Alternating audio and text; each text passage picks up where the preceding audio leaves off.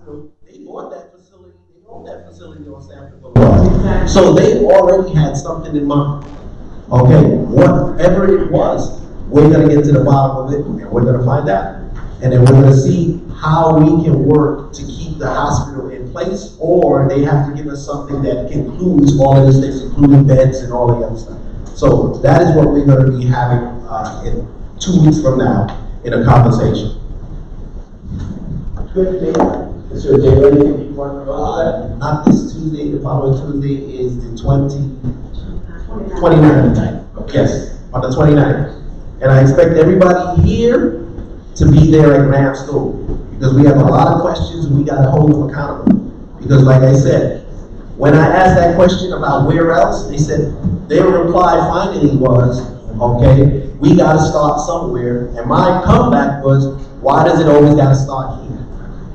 So we're going to keep on going forward with that conversation and making sure we hold them accountable. Okay, you actually can ask a follow-up question, quick follow-up. Just a quick follow-up question. You mentioned that they purchased that facility over at Sanford Boulevard right around the same time they acquired Mount Vernon and New Rochelle. But, I mean, that is true. It is true. They bought them in July, I think, of 2013, and they acquired us in November of 2013. So I feel like the plan was already to shut Mount Vernon Hospital down when they came here and acquired us. And also to piggyback on that, they got grant money from the federal government to keep the hospital open. That money lasted for 5 years, and as soon as that money ran out, it was time to shut us down.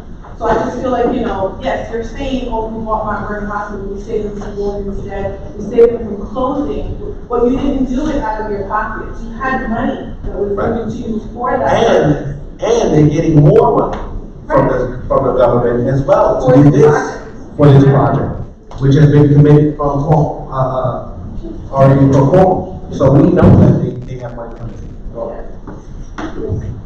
Good evening, everyone. Okay. Would you name and your address? I am Bernetta Earthfire. I'm a registered nurse in Mount Vernon for 29 and months years. So the thing is that I'm close to retirement, but I do not want to see the hospital like closed. The things that Montefiore have taken us over, and they did not try. They did not bring in any new technology, any new doctors that could do proper innovation to make us move forward, or they did not try to do anything.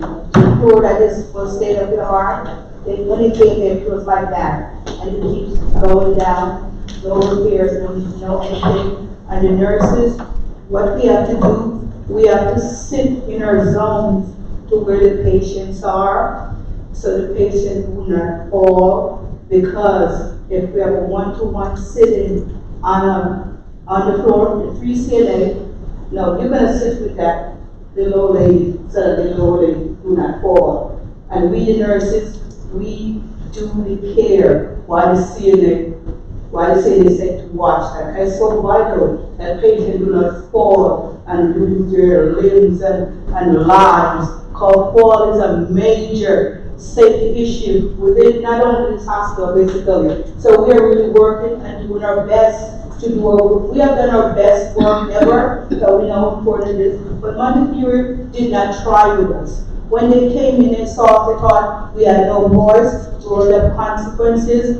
They did a survey of what type of people are in the area. Ever since that, they did not try to help the community. Like when they orient us, they said that it is about check and balance. If it does not balance out, Montefiore will close you. Okay. Is there, I'm sorry, just a quick question. Is there a question for the mayor? Yeah, it's a question for the mayor. In terms of how far or who would be the voice in the city, major voice. We know we are the voices. Just a Montefiore, put all the cards on the table. Let us know when we have an open facility for people who will not die going all the way to New Rochelle and Lawrence, who does not want these people. Who will speak for the people of the city? I have a question. Hold on, John. Let's let the mayor address it, and then we can. I will speak for the people, and I have been speaking for the people. And the problem we have now is that This looks like this was by design. Okay, let's not sugarcoat anything. Okay, they probably came in like that, or what you guys had said as a failing thing, because when we had these questions, my first meeting with them, when we were saying the reason why you're losing people is because before, when it was Mount Vernon Hospital, okay, people didn't like the care in Mount Vernon Hospital. They started going other places. But besides that point, okay, the problem that Mount Vernon Hospital had, and so does Montefiore, is that many of the doctors can't utilize that hospital. So they have to send their patients to some other hospital. Because my own doctor has to send me someplace else because they don't let him practice in Mount Vernon, in that hospital. That's how they started losing people in the first place. And others started going to Bronxville, going to New Rochelle, going to all these places. We get all of that. They know that. They're looking at banking on that. And maybe they were looking at this as a losing model for this particular acquisition that they're doing. However, right now with the fights that are going on back and forth, we're making sure that we get something here because they're adamant on trying to close down. And they're gonna look like they're making it look like, or however they're doing it, that they're failing in deficit, so then you can say, okay, we have to move out. The thing that we have to look at though and focus on is, how do we keep services here? How do we keep that hospital open? Is somebody else gonna come in and take it over? Is a Presbyterian gonna run in here? Or something like that, or that's gonna take it over and do something with the hospital? So all these things are gonna have to be answered. They're not gonna get an easy way out. This is why they have to come before everybody and explain what their intentions are, their plans are. We have to hold their feet to the fire. And we gotta make sure, because my mother was an RN, okay, for 40 years in North Central Bronx Hospital. I grew up in the hospital because my father was a biomedic engineer and he worked out at Einstein as well in North Central and Woodrow Farm Hospital. So I understand as a hospital person. I watched them on picket lines with 1199. So when I was a kid growing up. So I understand the whole concept. And you know, there were many hospitals that shut down because they said that these hospitals, there are people that come in that get hospitals, run them down purposely for whatever reason, and then do whatever they're gonna do. We have to find out if this is what it is. And we will find out. And we're gonna have all the people here at this forum to ask all these hard questions that they are gonna have to answer. And then from there, we have to look at what our options are. And the same thing I asked them, I said, okay, well, they have about 300 and something employees in there, about 150 of them from Mount Vernon, or live in Mount Vernon. I said, what's gonna happen with those people? Oh, we're gonna transition them over there. I said, well, what's the square footage of Mount Vernon Hospital compared to the square footage of this new facility? So I don't think you're gonna fit all of this in all of that. So I already know it from common sense. Then after we had the conversation, maybe about 15 minutes later, they said, well, some of them are gonna transfer out and they're gonna go over here and they're gonna go over there. Yeah, but what about the ones that are not transferring over here and over there? Where are they going? And who's gonna, these are people with families. And I get it. These are people with families, and we have to understand that all of these people, whenever you put somebody out of work, creates more problems for us. Because that means they can't pay their mortgage, that means their house might go into foreclosure, that means they can't send their kids to school, pay for the school, do all of these different things, shop in our stores. It destroys our community when anybody is put out of work. So I get that.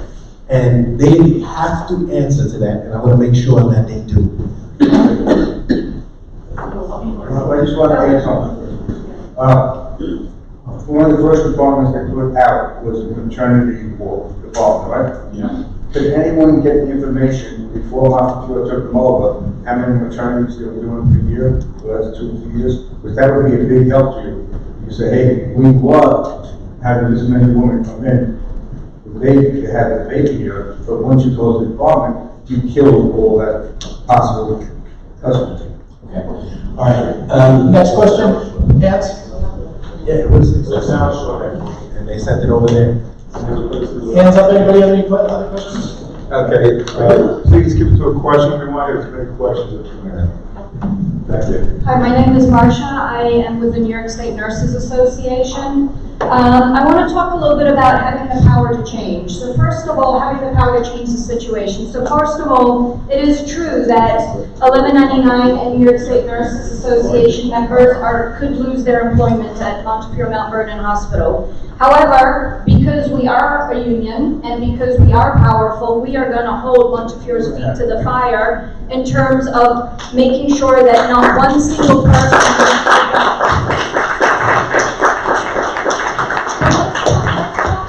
Montefiore's feet to the fire when it comes to keeping the hospital open in this community. So when nurses take an oath, they take an oath to advocate for their patients. They advocate for their patients in the units where they're taking care of their patients and their families at their most vulnerable moment in their lives. However, that oath also extends to advocating for their patients in the communities that those patients live in. And in this case, New York State Nurses Association will fight and has fought to keep community hospitals open in underserved communities. Interfaith Hospital would have closed if it wasn't for a community coalition of NISNA, 1199, the Doctors Union, and the community fighting to keep that hospital open. Excuse me, is there a question for the mayor? Yes, there will be. Okay, So, we're going to do it soon, okay? May I- Let's take the question. Is that okay? Well, if we can keep, Yeah. let's make our general comments. So Interfaith Hospital is not part of a large health system like Montefiore is. Montefiore is part of a large health system that is getting funding to take this hospital over and now to close this hospital. Let's talk just so that the community knows about what Montefiore health system looks like. If you cannot go into the if you go to the freestanding emergency room and you have to be admitted to a bed in the Bronx or at Weiler or Moses, you will be on a hallway because there are not enough beds at Weiler and at Moses. I'm sorry, I'm Now- going to ask you a question now. Great point, but So my question is to the mayor and to the community, will you stand with the nurses, will you stand with 1199, will you stand with the doctors and the community to keep Mount Vernon Hospital open for care? Because that is what the nurses and 1199 and the doctors are going to do.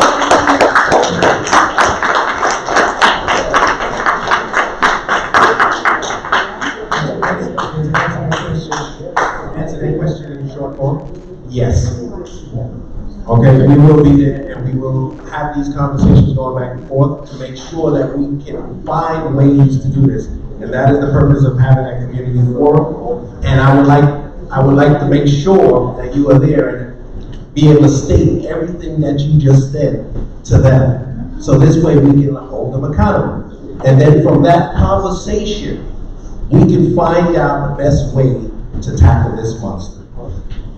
And just a reminder, the forum is Tuesday, the 29th, Graham School. Do we know what time? 7 o'clock. 7 o'clock. So please make a note of that. It's obviously something that's very critical to our community. We'll mention it one more time before we go. All right, Mr. Keller. Please stand, state your name. Chris wasn't close enough, so please come on over here. I can't go any further. Oh. Okay, thanks. Thomas Keller, 12 Pasadena Place. The Keeler tenants, $27 million lawsuit against the city, which if successful could bankrupt the city. His property was destroyed by the former mayor overnight.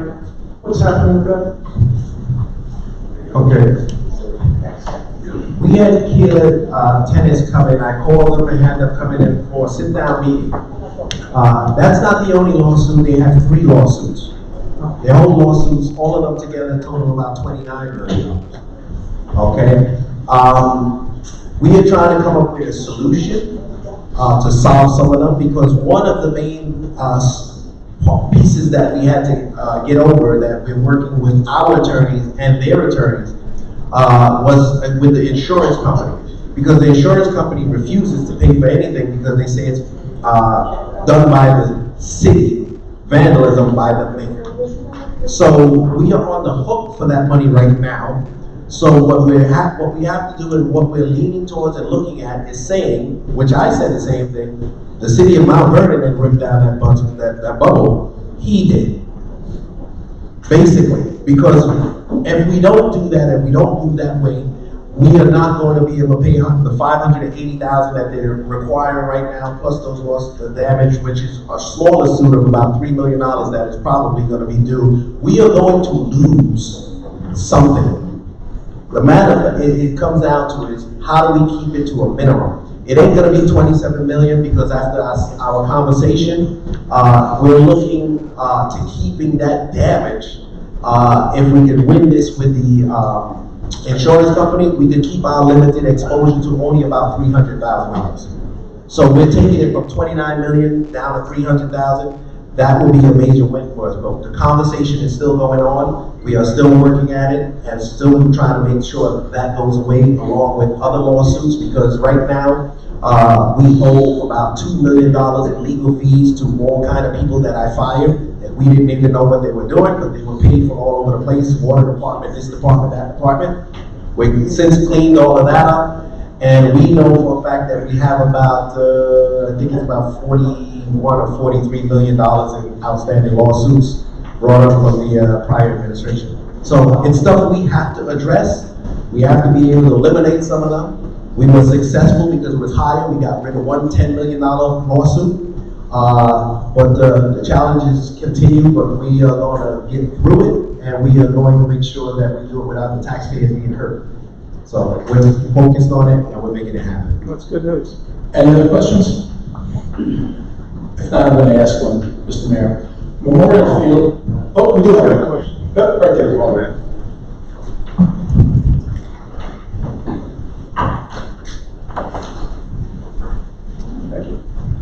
Good evening, Mayor. And let me just thank you for the forums that you've come to, opening up your office to the constituents, be able to come and talk to you. I think dialogue is extremely important, and you've been most open to that, so thank you.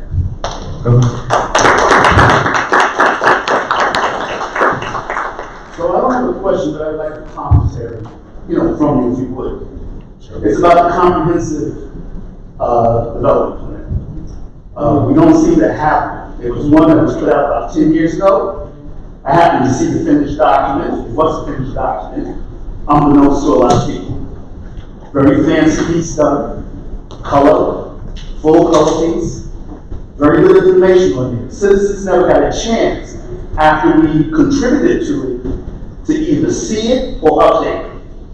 So I would like the commentary on this. It seems like a lot of problems that we're having in the community comes from just poor vision and poor planning. I think if we have a plan, it will allow us to plan for the future better and govern more judiciously. It's not to put aside the importance of Montefiore. I think that's extremely important in terms of Mount Vernon Hospital. I was one of the patients that was at Montefiore in the hallway for 2 days, 3 days. And, it is a very serious situation. But I think that can be folded into the comprehensive plan. If we look at what our assets are, I'll let you comment. I don't know. That's what we actually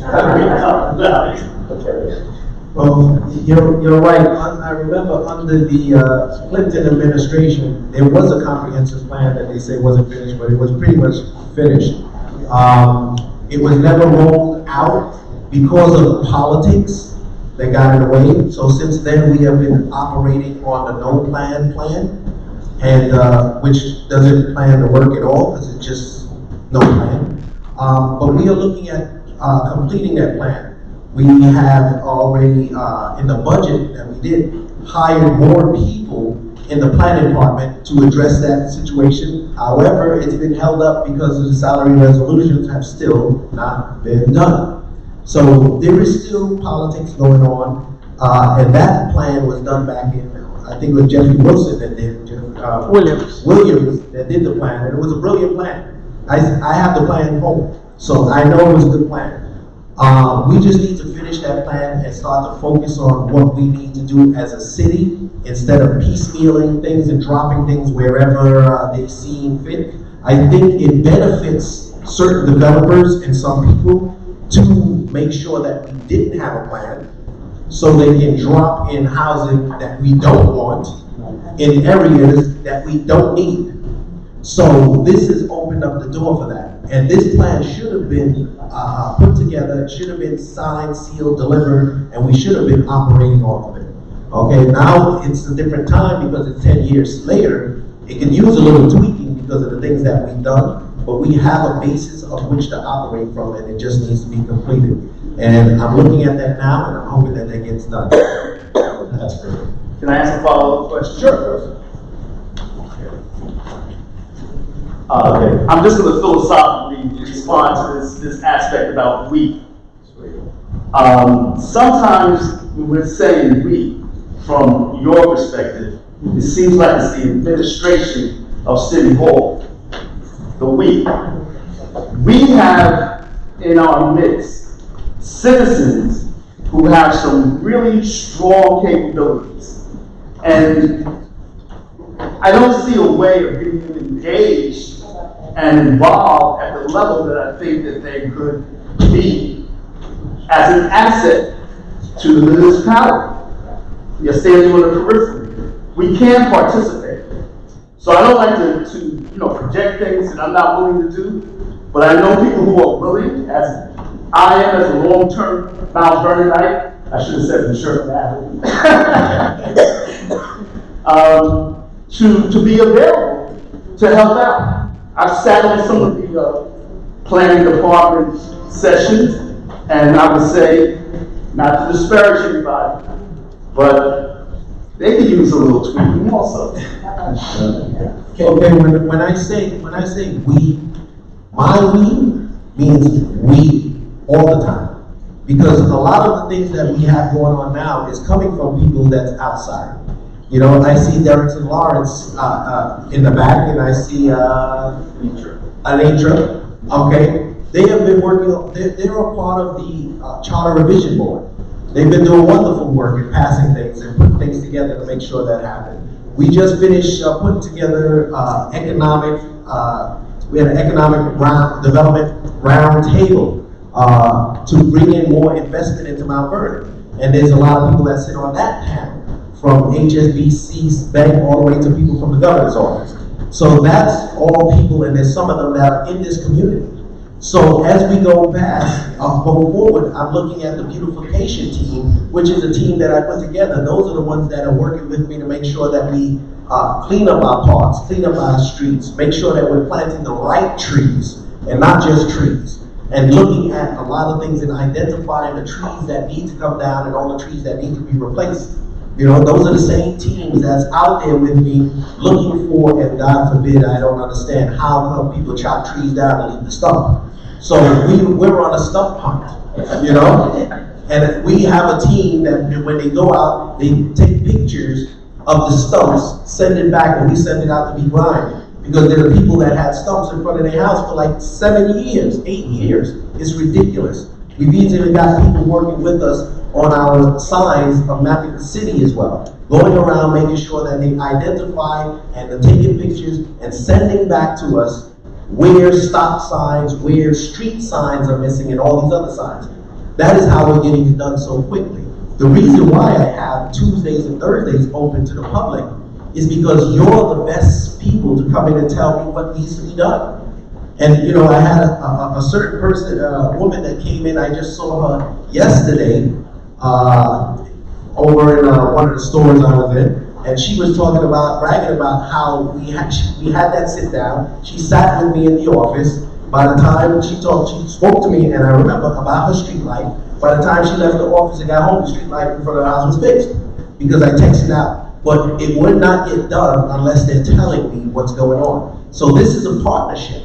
That is why I have an open door, to make sure everyone comes in, tells me what those concerns are, and I list them all the time. And at times, and the commissioner's here, he'll vouch for it. I will call the commissioner across the street if he's around and say, listen, you need to handle this, you need to handle this, and streets that are not being striped or signs that's missing, or people that have any kind of domestic problems or any kind of, they come. And all the commissioners respond. And it's very, very, I would say it's a great way of getting things done. It's very successful because I'm not the one doing it. We are doing it by sitting down, because I believe everything in life comes out of conversation. And that is what gives us our lives and gives us what gives us our community. And if we're not having these conversations, how do we know what needs to be done and what is important to you? So to me, everything, if you got time to take off of your busy schedule to come down and sit with me, I gotta make time to sit with you. And if you came to sit with me, that means whatever it is important to you. So it's important to me because, like I say, you're my bosses. I don't answer to other politicians. I don't answer to other government officials. I answer to the people and the people only. So, who's on the charter commission is ready to raise his hand. I want to call on John next. Yeah, I am Jonathan. I live in 8 Alameda Place, District 38, which is over in that direction. And Mr. Mayor, I have a question for you. You've been in office now about 2 months, which is like 100 weeks, almost 100 days. I have to commend you on the massive amount of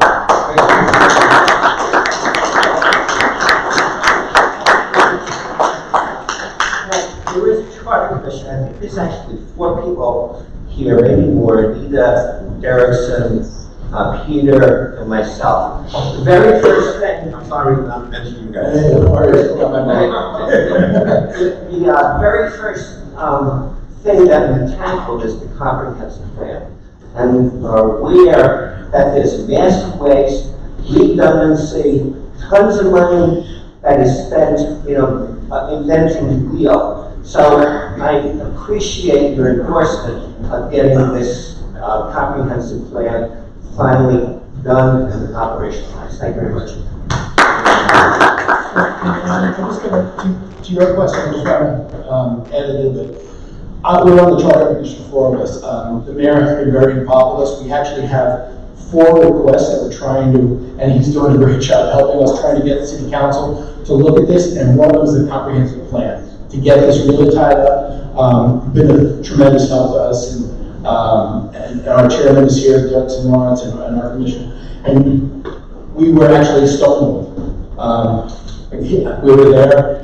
He came to one of our meetings, and by the way, everybody is invited to our meetings. Am I right, Mr. Chairman? Okay. Everybody is invited to our meetings. You can't vote, but you certainly can give your input about the comprehensive plan that things we're working on. But the mayor picked up his phone. He said, "We stonewall." We picked up the phone. We had a meeting in City Hall the following Tuesday. Again, it's action. It's business managers doing the work. So, along with John, I'd like to thank you for your support. So, are there any other questions? Yes, I got a question. Good evening, my name is Kenny Plum, a local business owner, and obviously the closing of Montefiore is very concerning to a lot of us. My office is literally right next to Montefiore. I turn around from my desk, look out my window, I see the Montefiore sign. So I just wanted to just very quickly read the official press release. Is there a question that we follow up? Yeah, absolutely, 100%. This is really a good question. This is the actual press release from Montefiore, sent out on October 15th. The time of the press release says Montefiore announces a new $41 million project to modernize healthcare in Mount Vernon, open a new innovative healthcare complex. In that press release, in paragraph 4, we have a quote from the mayor, and it says, quote, "It's encouraging that Montefiore is reaffirming their commitment to Mount Vernon with this major investment in the health of our community," unquote, said Mayor André Wallace, Mayor of Mount Vernon. Quote, "Montefiore has always been upfront about changing healthcare that will affect the city, and it is clear that the health of the community is their first priority in carrying out this plan. I want to thank Montefiore, again, I want to thank Montefiore for the continued dedication to providing the best possible healthcare for Mount Vernon." Anyone who would like this press release, I have no problem voting it too. Thank you so much. Pronounce Montefiore. The question is that your vote? Is that your vote? So the question Hold on, stop. We talked about respect for everybody. Mr. Plummer deserves the respect. So, as we said, however. and the question is that an accurate quote, or is Montefiore, did you make it up loud? Okay. May I ask? answer the question? Yes, sir. What about the levy cents? Wait, hold on, that's the questions. When we had several meetings with Montefiore Hospital. Of course, you're on the board. What? Can we let the man answer? We gave you the respect. Let's give him the respect. Okay, I understand you're Sean Patterson's campaign manager, but I'm gonna ask these questions. Okay, so please, if you're gonna play the game, let me play along.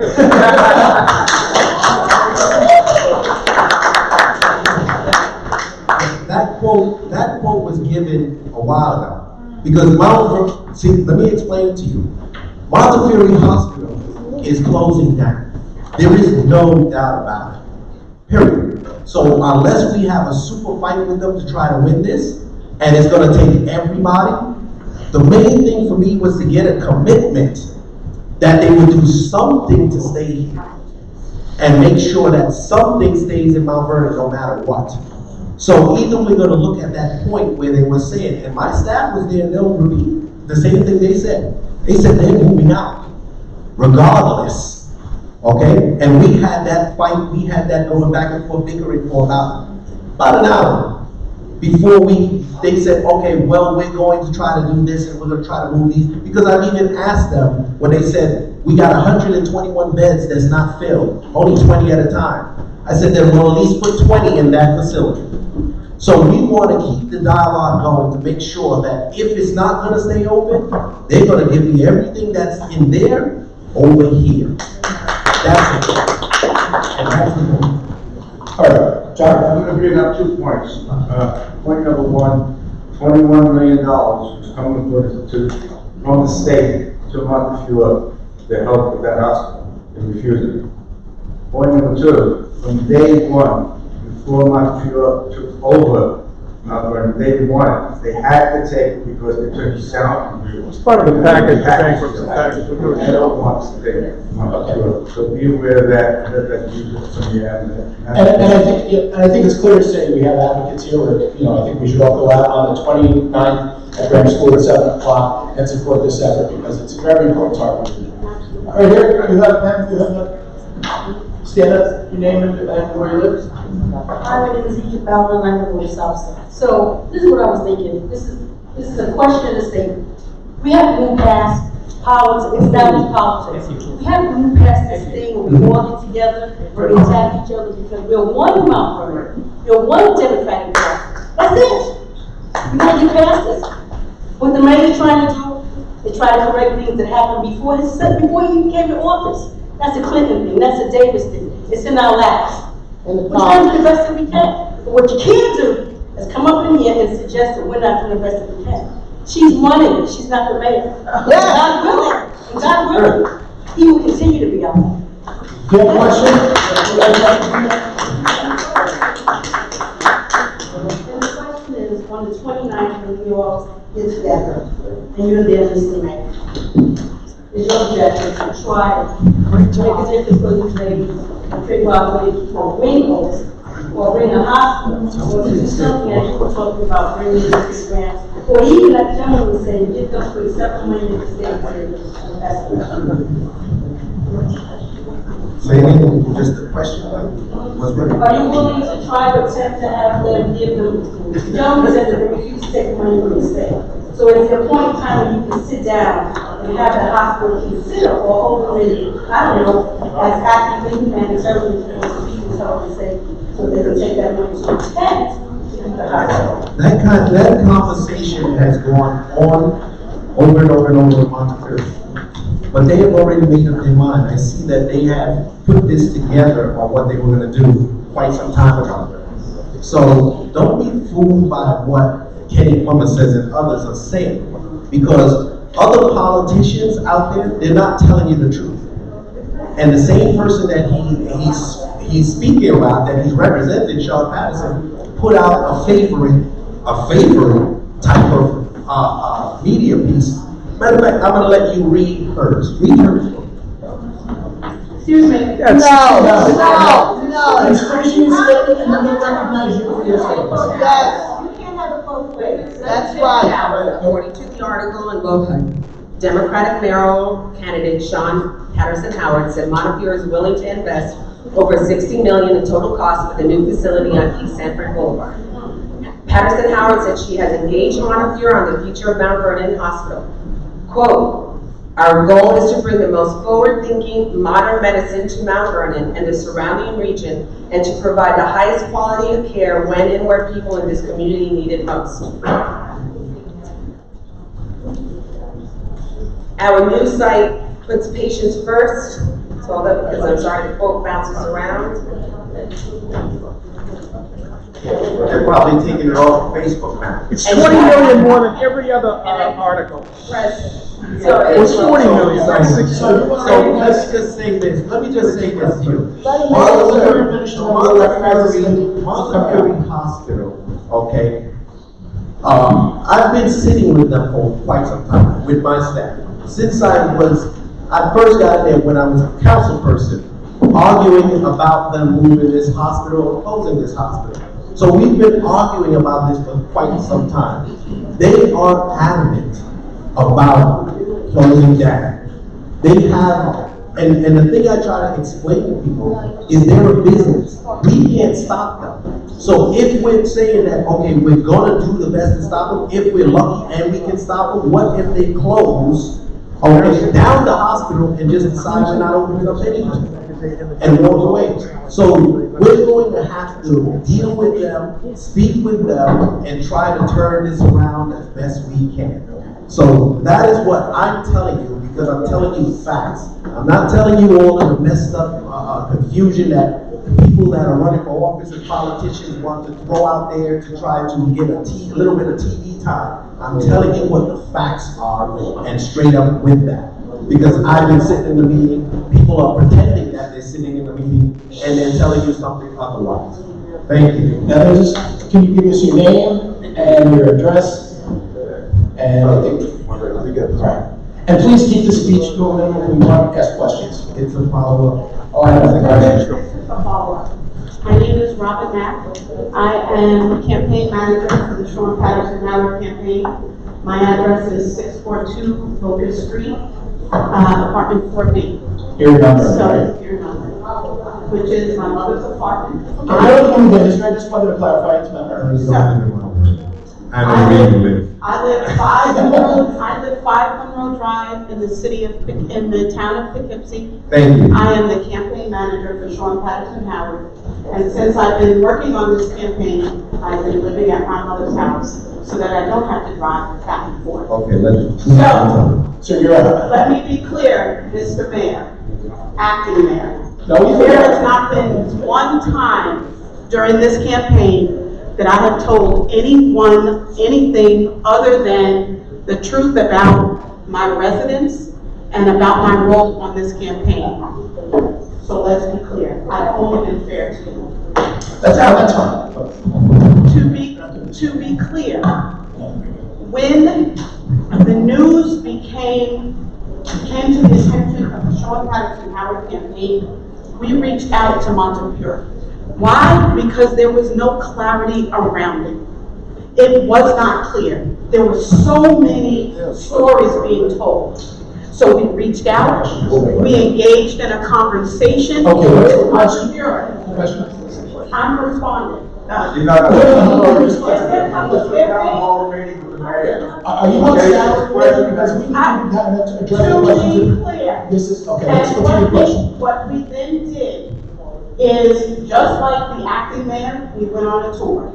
We then put out our response, which was, if Montefiore is making the claims that they are leaving the city, then there are opportunities for some sort of partnership. But there is not enough information to make any determination about anything. We then moved forward with reaching out to the, the county, the state, because nothing can occur before the state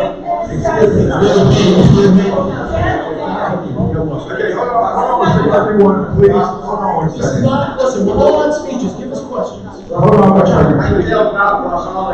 Why had Sean Howard Patterson here and nobody from Andre's campaign came and asked him?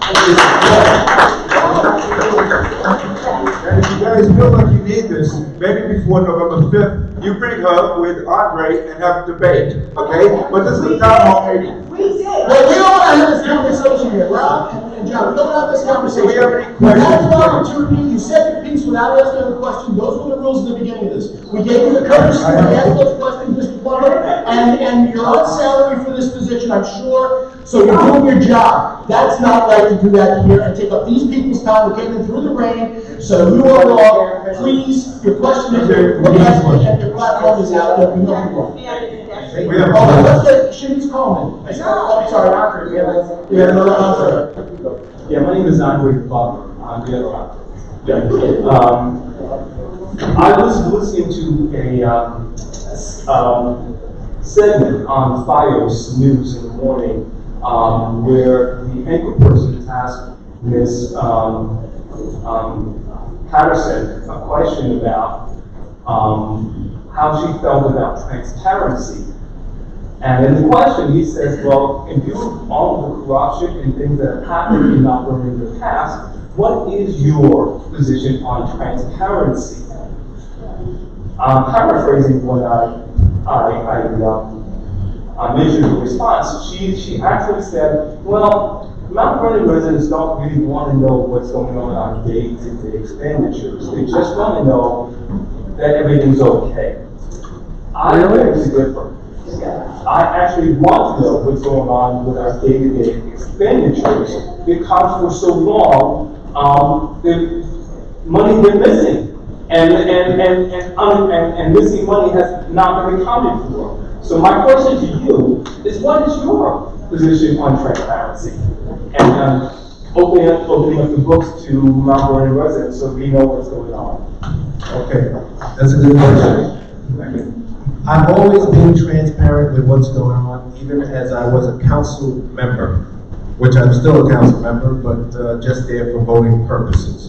But I've always told them to open up the books for the water department. We finally put together a full report of what's going on in the water department, which I'm going to release to the public, which is going to show you also that everything I said in my prior press conference about money cycling out of the water department, you're going to even see that because we still owe lawyers that had nothing to do with the water department another $800,000. Okay, so all of this stuff is going to be revealed to everybody. We closed the books for the URA, the 16, 17, and 18 books. We're in the middle of ordering it right now, and we're going to make that available to the public. So we are ready to launch probably by the beginning of next week our new website for the city that is a user-friendly website that's going to have all that information on it. Even each department and everything that we've done with building up our economic summits and things like that and talking about the power zone and all, you will now even have a situation, a piece of the page that you can go to that if you're looking for anything as far as becoming an MBE, WMBE, you can register there. You can find questions for your banking, for small businesses. All of that's going to be incorporated in a state-of-the-art new website that we have coming up in Mount Vernon. So transparency has always been my foremost initiative, because basically this is why I tell everybody City Hall is open to you. Most people walk into City Hall to make an appointment, and if I see you when you walk in and I have a moment, I don't even let you do an appointment. I bring you in the office and I sit down with you and have the conversation, because this belongs to the people. The information belongs to the people. As we suspend people, even when we're going through certain things on the overtime run, and what's been going on for years, robbing the city of millions of dollars in overtime fraudulent documents, filling out paperwork when you're not even at work, okay? And those will later on be available to everybody. You will know everything, because I don't care what other candidates or other people say. People do want to know. If they don't want to know, then don't go on the website and look it up. But for everybody who do want to know, it'll be available. Especially with what we're doing with the legal department now. We're making sure that if you put in your FOIL, that you get the information that you FOIL. Bottom line. So all information is gonna be there for the residents to pick up whenever they want. And probably next week, we should have, because I have to get it online, we're putting it all together. Well, we finish it, but we put it all together to feature it in a new website. You'll be able to go online, because rather than come and pick up a book that we have to print, and we'll probably have to charge you, because we're not gonna waste all the taxpayers' money making booklets and, have to get reimbursed. But the bottom line is to put it online in a PDF, so this way anybody who wants it can get it, and you can see exactly what's happening in accounting in the water department. It will be done for the URA, it will be done for the IDA, and hopefully, I don't control it, but it will be done again for the city of Mount Vernon, so you can have a monthly or a quarterly report of your finances, because it's your money.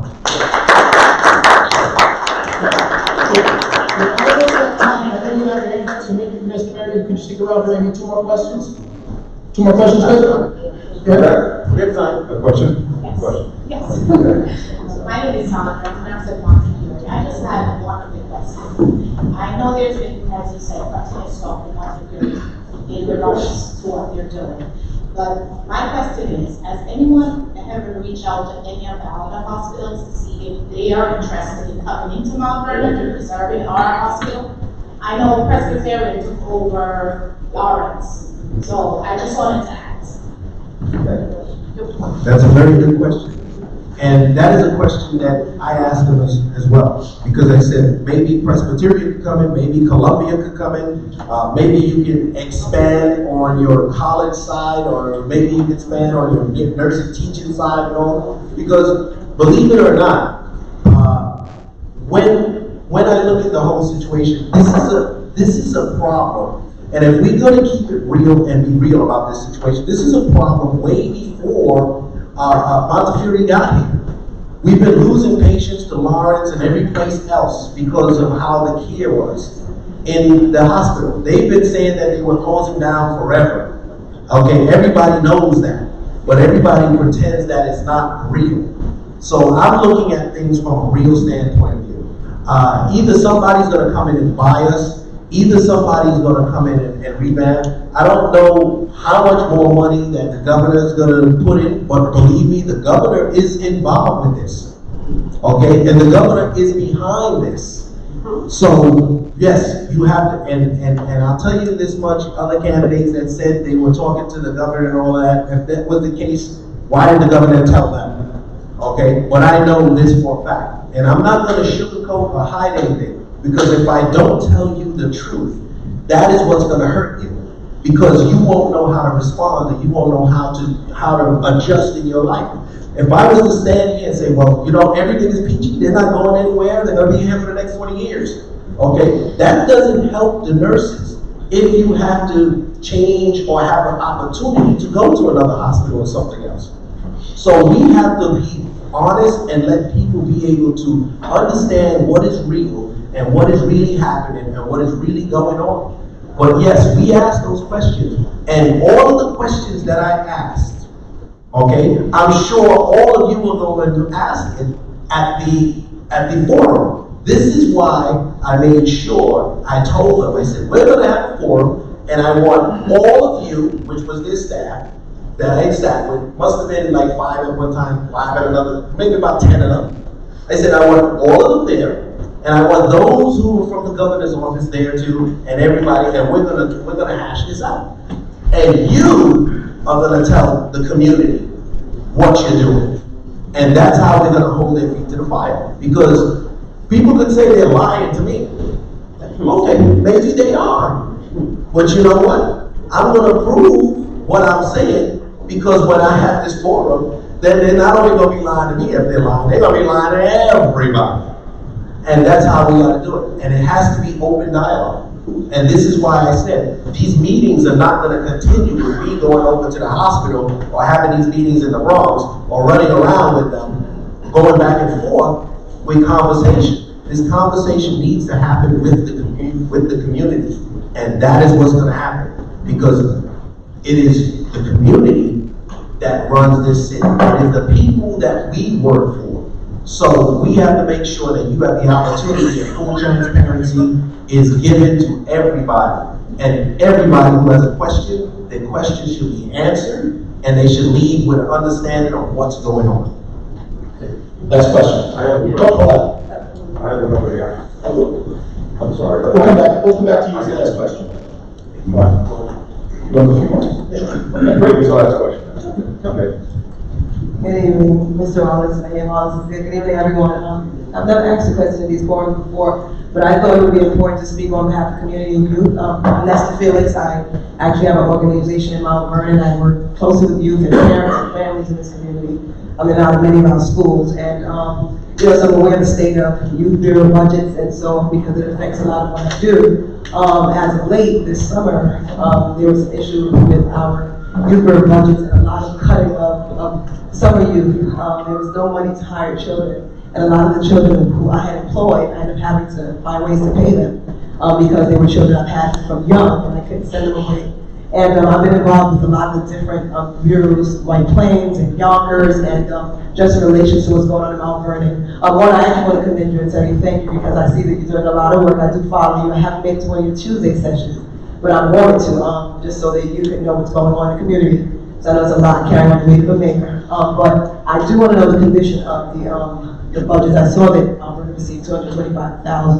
And some monies, I know it's scarce, but I know that there is a need with our children. Our programs do not allow us to compete fairly with a lot of the communities nearby, particularly literacy, financial education, and beyond. So that is my very, very deep concern. So as the mayor, I know you have your hands in much. I'm wondering why some of the youth bureau people aren't here, because I think they should be, so they can speak to the issues.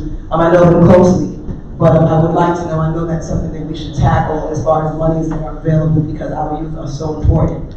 And I would like to know what our state is and what are we doing to move forward in that area.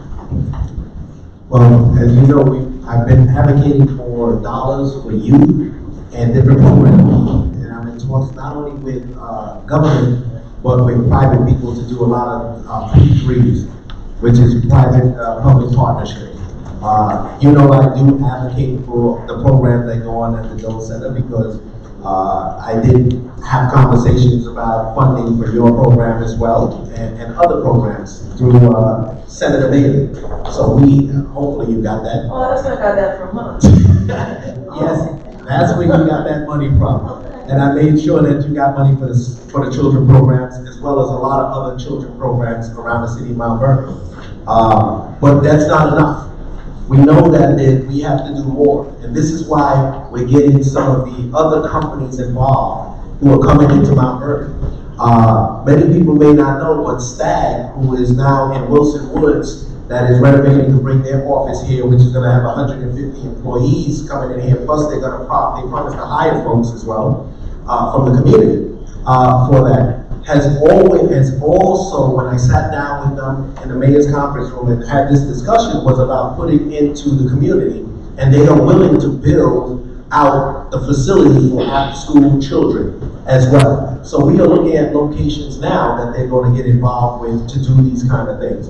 So we are trying to partner with everybody, not only trying to go down to Washington. I went to Washington about a week and a half ago to try to get some money. I went to Albany already to try to get some money. So we know that we have a problem with after-school care. That is the main thing. And I'm going to continue to speak to the schools, to partner with them and other organizations. And I think that we're going to move into the space where we start to get some of these churches more involved. I know that there's a new church that's opening up on Seventh-day Adventist Church on 5th Avenue. And I had talks with them about using that. I think it's the old Sacred Heart building. And I've spoken to them several times already. We're having those kind of conversations to use their facility for after-school programs and designing after-school activities for kids. Because it's very important that we do something with the kids between that hour of 3 o'clock and 7 o'clock. So we need to block out that time, because there's a lot of single parents in our community that work, and they don't have time to attend to their child because they're busy working by the time they get home. And you don't want those kids wandering out on their own. And I'll tell you this much, If we don't take care of it, if we don't focus on our kids when we're at work and we're doing all these other things, there's gonna be other kids that's gonna focus on them, and those are not the kids we want them hanging with. So we are working hard on that. We are making accomplishments. You will see us cut the ribbon on one of the programs this Saturday and several ones that's about to come up shortly. And you will see that we start to really move on this after-school programs, because I want to make sure that they're all in place, because winter is coming, and that's the time when these kids need to be inside doing something creative. We have a question over here. This question right here. John Torres, 25-year resident of Mount Vernon, Senior Street. And the issue of Mount Vernon Hospital is prominent in this mind. It's the issue of the day. And my question to you is it's a rhetorical question, but have you reached out to the Westchester Square community in the Bronx? We had Westchester Square Hospital, we had a similar scenario where the hospital was taking on the Montefiore, it goes down, they put an ambulatory care center there, a nurses center, and community, I'm not an expert, but if you reach out to the community leaders there, they can give you first-hand experience for what that means by this thing, and what they're going through. And maybe that information, you can leverage some of that information to give us the best solution and Yes. conversations. Okay, to answer that question, I was down there on Monday, on Columbus Day. So I went through the facility, okay? I didn't get a chance to go through speaking to people in the hospital, which I'm going back to speak to, because I can speak to people that work at Montefiore or people that are running the program, but I want to speak to the patients. I want to speak to those people in the community. And we're going to go back to the Bronx and have those conversations, because we were there already. But like I told them, I want to hear what they have to say. I really don't want to hear what dignitaries and the top executives and all that stuff, because they're going to tell me all kinds of stuff. They're going to blow it right up the, But the bottom line is, you want to speak to those people that are getting the service, the people that are being attended to, that people are utilizing that place. And that's who you want to talk to. So, but yes, we did tour it. We went up and down, and I had tons of questions for them, and they still haven't answered all of them. And if you learn from that lesson, you never share the information for that. Absolutely, absolutely. Did everybody hear the last comment? That's what we're doing. Can you just say it a little louder, sir? Can you No, I repeat just that? said, from my understanding, what I've heard, the removal of the inpatient beds in Westchester Square has created basic problems in the community. And I think it's important for us to use it as a case study and identify those problems are that's in here as well, and leverage that information for benefits. Absolutely, absolutely. And we're gonna have more talks, and we're gonna go back, like I said, to the Bronx, and we're gonna continue to find out what people are saying and what's happening, because they're gonna sell me a story that is the best story in the world, But until you find out what the people are saying and what's really going on, before you really, move forward on something. But that's why we have to have these forums. That's why we have to have this dialogue. That's why we have to keep talking about it. We gotta keep asking questions, and we gotta ask the hard questions, not the easy ones. We need to throw hardballs at them, not snowballs, and make sure that we answer those questions to their best ability and to our satisfaction. I have a question. Michael Casarella, from 35 North Fulton Avenue, Mount Vernon, New York. I was born and raised in Mount Vernon. Been working with Montefiore for probably over 30 years now. I was one of the project IT leads for Mount Vernon Hospital. Little louder. Sorry about that. Can you hear me now? Yeah. So when Montefiore spoke to Sound Shore, I went to my facility manager. I said, I want Mount Vernon Hospital. I said, I was born and raised, my siblings were born and raised in Mount Vernon. He said, fine, it's yours. So we went in there and we renovated the whole hospital. We upgraded all the computers, we got IT equipment. We beautified the surroundings all around the hospital. I think we did a pretty good job. It looks pretty nice around the hospital. But there's a problem there. It's not making any money. And I asked myself, why? The population in Mount Vernon is 60,000, 70,000, and yet nobody wants to use the hospital. So I started asking around the neighborhood. I even asked some of the people who actually work for Montefiore. And as soon as they heard Mount Vernon, they said, oh no, we're not going there. Mount Vernon has a reputation, a bad reputation, because every time you turn on and look at the local news, who got shot, who got robbed, who got killed, who got stabbed, that's all you hear about in Mount Vernon. So until you actually clean up the city, I don't think Mount Vernon is going to prosper, because no one's going to want to come here. If you can't keep their families safe, no one's going to want to come here. I'm sorry you feel like that, I don't. I have hope they're not going to. Listen, that's it. The question is, Yeah, let's all get right, on. the question is, what are you going to do to clean up the city, especially the south side, and make it look like the north side? So maybe not only a hospital will prosper, but every other business and store owner will also prosper in Mount Vernon. And just to be clear, his comment was well taken because it's about how what people are saying about us. It's not that we can control. Okay, let me just answer it like this. Perception is everything. We have gone through, and I'm not gonna blame it on the last administration, because we've been going downhill for the last 25 years. He just stepped on the accelerator and just kept it going, okay? On a path straight to the brick wall, all right? So let's not blame it on one. It's over a course of time, all right? Mount Vernon, and this is what I say, we've always voted against our own interests. And then when we get nothing for it, okay, we complain about it. And then when we complain about it, we say the next time, I ain't voting for nobody. And then the guy that you didn't want wins. It's the same reason we got Trump, because people didn't vote. So you have to exercise that vote, and you have to get educated on what's going on. There is a two-party system, okay? And I say it like this, you have the Republican, you have the Democrat. Those are the ones that control everything. When you look at countrywide, when it's Westchester, there is a one-party system, and that's the Democrats here in Mount Vernon, because I'm a Democrat, lifelong Democrat, will always be a Democrat. However, I'm not afraid to tell what is true. I'm not afraid to say what is true. And what we do is we go in and we just say, we're gonna go, like they say, roll A all the way. But you don't know who's on roll A. And then you complain when you get something that don't work for you. Then you complain when you get a council that tries to overthrow government. Then you complain when nothing is getting done. Okay, then you look at other communities and say, how come we don't have that? I'll tell you why, because you got that. And you did no research, you did no homework. And I tell everybody the same thing, yes, I'm running, and I'm gonna run this race hard. I'm not for the red or the blue, I'm for the maroon and gold, okay? I'm about Mount Vernon. Okay, and I say always put the person before the party, because the party may not have your best interest all the time, and you have to learn to understand that. Okay, I vote for the best person, and even when many of you say, okay, I love Barack Obama too, he said the same thing. And if you remember what he said, it's not about the red states or the blue states, it's about the United States.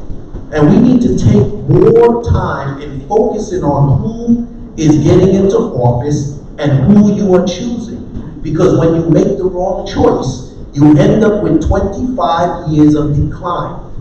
And that is what we've had in this city. And if there's anybody that can tell me that it is now better now than it was 25 years, please raise your hand.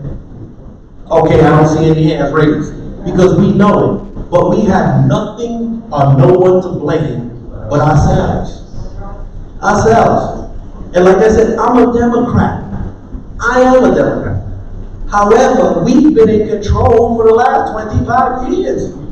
Longer than that. Right, well it's time to start to think different. Because we just allow people in government and the higher up to not give us anything. You know why they treat us the way they do in Albany and Washington? Is because they say, hey, we don't have to worry about them, they're gonna vote the way we tell them to vote. And that's it, blindly, go in there and vote. But that has to change. And as I try to go through this, well, not try, let me get that word out of the way. As I go through the community, looking and identifying things to change and to work on, and I wouldn't even say change, to improve on and make better, Okay, we're doing it, and this is stuff that should have been done 20 years ago. It doesn't take that long. We shouldn't wait 10, 15 years to get garbage trucks. We shouldn't wait 10, 15 years, 20 years to get fire trucks. We shouldn't wait for all of this stuff. It's not like Mount Vernon does not have the money. We do. We are very rich in finance. It may not seem like it, but when you look at the study, that $396 million a year is spent outside of Mount Vernon by people living in Mount Vernon. That is a problem. And why is that being done? Because most of the stores that we should be bringing here, outside of the dollar stores and the 99-cent stores and the hair salons and the nail salons, all of those things we need to improve on, and we know that. And you're not going to get what you want until we start to understand what our true worth is. We are the gem of Westchester County.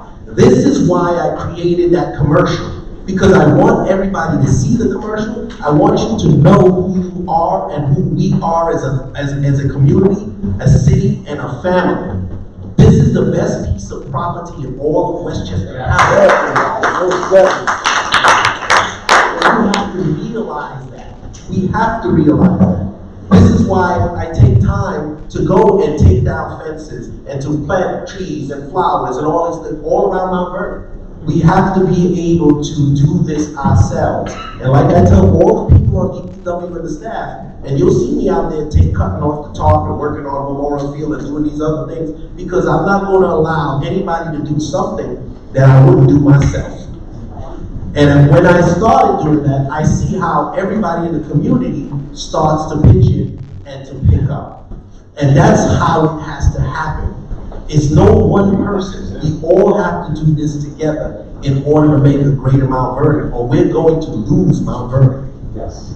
And we need to keep it. And when we keep on doing things the wrong way and allowing corruption to exist, and that is why my mission is to annihilate all corruption in all spots in the city, period, is because we lose our money that can go to our children, that can go to paving the streets, that can go to our services that we need for the seniors, and everybody else, that can make sure that we reduce taxes and stabilize the taxes by bringing in business and quality business.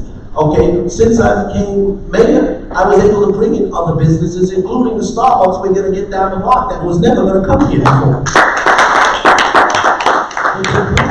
Because I can have this conversation, because they see all of the different changes that are going on in Mount Vernon right now. And it's because we do launch a commercial to change our image. It's because we are looking at things differently and better, because we are better. And when it comes down to it, we need to all come together as one and make sure what we do together, and that we respect one another. And this is why I have I already have it in City Hall, that it's a problem. Don't let me see you walk down the hall and not tell the next person good morning, good afternoon, or good evening, because it doesn't cost you anything.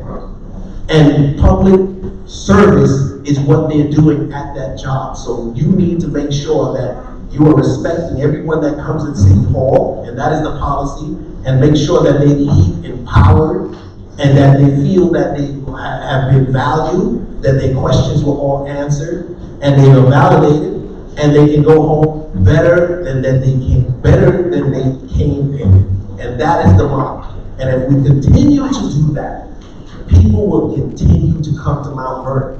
And we are working on our public safety. We are out there now, working hard. We are painting lines around schools. We are doing all the things we have to do with police officers, getting them all in place. We bring beefing up things and making changes. So don't think that you're going to keep doing anything like making crime in Mount Vernon. We're not going to catch you, because we are going to catch you. And I told everybody, when I'm finished with what I'm doing, you won't know where Mount Vernon ends and Bronxville begins, because it'll all look the same. And we're going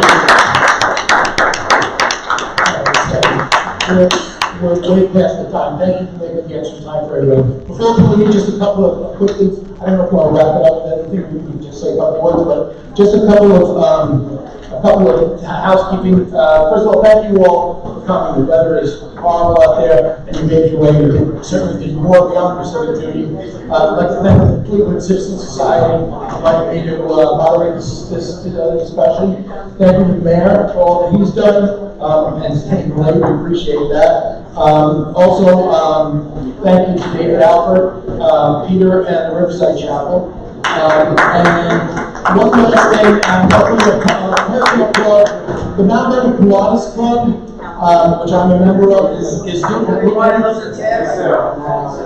Yeah, it's a tag sale. We're looking for vendors, but the good thing is, all those lot of things we do is the children of Mount Lebanon. We buy school clothes for them and uniforms that are required. We send them to camp for a couple of weeks. You know, that is help us in both of them. There's flyers here if you want to learn a little bit more. Be a vendor or come to visit us. So with that, thank you for coming. I'm going to turn over to the mayor. Guys, can we just get together a couple of minutes? Hold on, everybody. Guys, just a minute. Excuse me. Just a thank you. I just want to thank everybody for coming out tonight.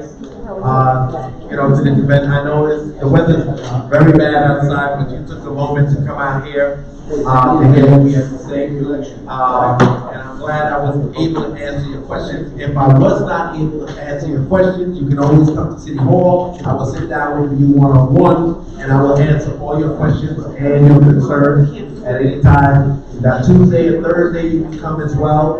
And if I can't answer your questions at that time, I always get you the answer by the next day. So you will be able to get all your questions and answers. Because just remember, this is your city. This is your time. Thank you for coming.